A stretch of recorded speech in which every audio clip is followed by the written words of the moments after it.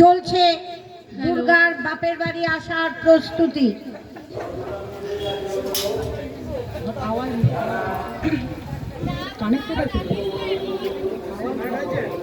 Hello,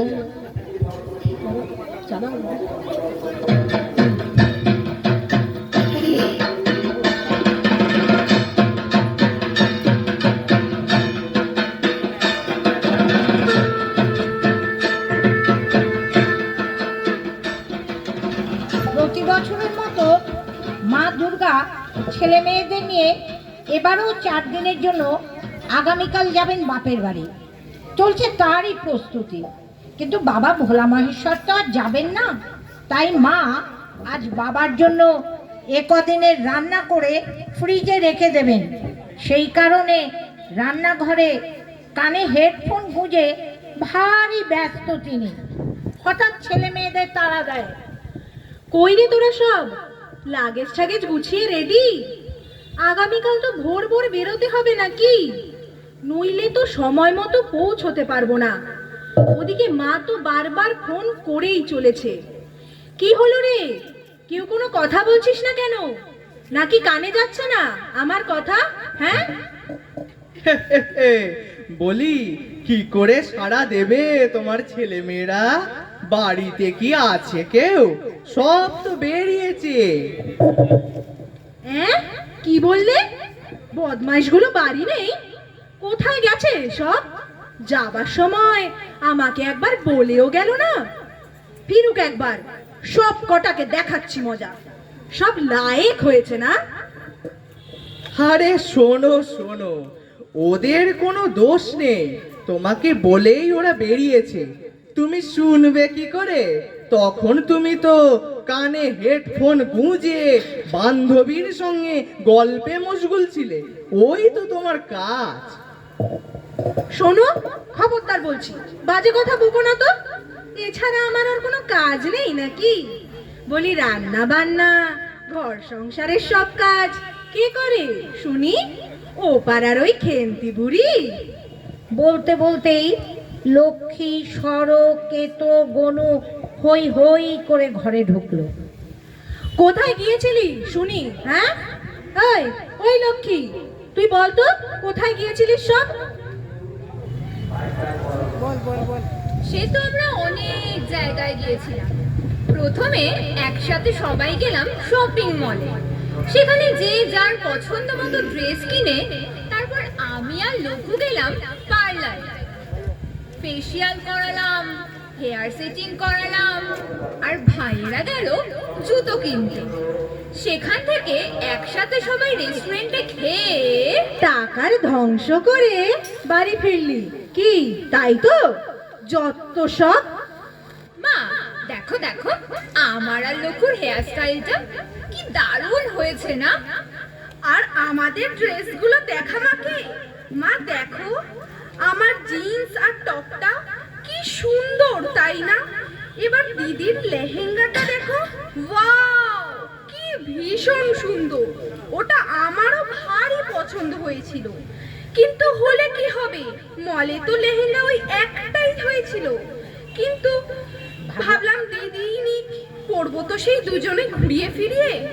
আর আমার hairstyle বল আর jeans T shirt বল একেবারে ঝাক্কাস। ও, আমি ছোট বলে আমারটা মাকে কেউ দেখাবি না? দাঁড়া না ভাই, পরপর দেখাচ্ছি তো। তো সবেতেই রাগ। ভাই, সব সময় অত রাগ করলে চলে? এই তো তোর মেরুন চোস্তা আর তসরের পাঞ্জাবি। মা দেখো, তোমার আদরের পুত্রের ড্রেস কি ভীষণ সুন্দর হয়েছে না? দিদি, তোদের ভাই বউয়ের শাড়িটা দেখালি না মাকে? আরে বাবা, দেখাচ্ছি দেখাচ্ছি, তো সবেতেই তারা। নিজের হলো, এবার বউয়েরটার বেলাও ব্যস্ত, যেন তোর সইছে না। ভাই, তুই যা বউ নেওটা, জুতোগুলো দেখাতে দিবি তো নাকি? পাগল একটা। নে নে, হয়েছে হয়েছে, সকলের ড্রেসই খুব সুন্দর হয়েছে। আমার খুব পছন্দ হয়েছে। খালি খালি এক কারি টাকা খরচ। হ্যাঁ রে, তোরা এত কিছু কিনলি, তা আমার জন্য কিছু কিনিসনি? তা মায়ের জন্য অন্তত একটা চুড়িদার কিনে আনতে পারতি তো। রাখো তো তোমার রসিকতা। দিয়েছো দিয়েছো শাড়ি ছাড়া কোনোদিন কিছু পরতে?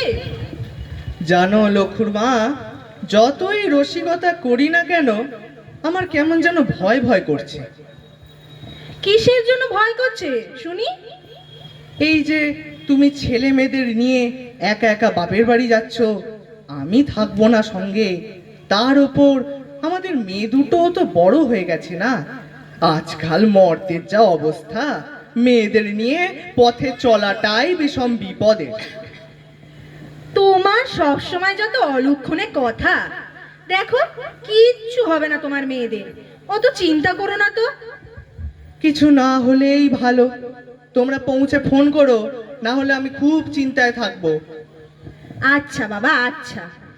সরি সরি মা, তোমার জন্য কিচ্ছু কেনা হয়নি। তোমারটা তুমি বিকেলে বাবার সাথে বেরিয়ে নিয়ে এসো। তুমি তো কিনবে সেই শাড়ি।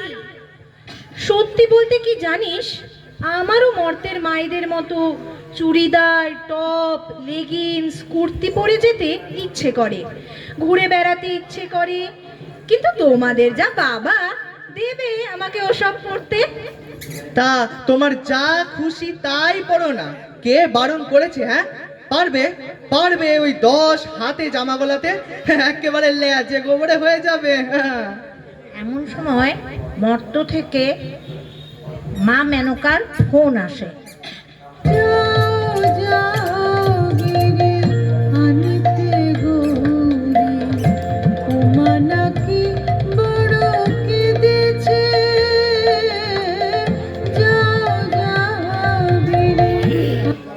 হ্যালো, কে? মা বলো। রে তোরা সব রেডি তো? আমার তো ভীষণ মন ছটফট করছে, কতদিন তোদের দেখি না।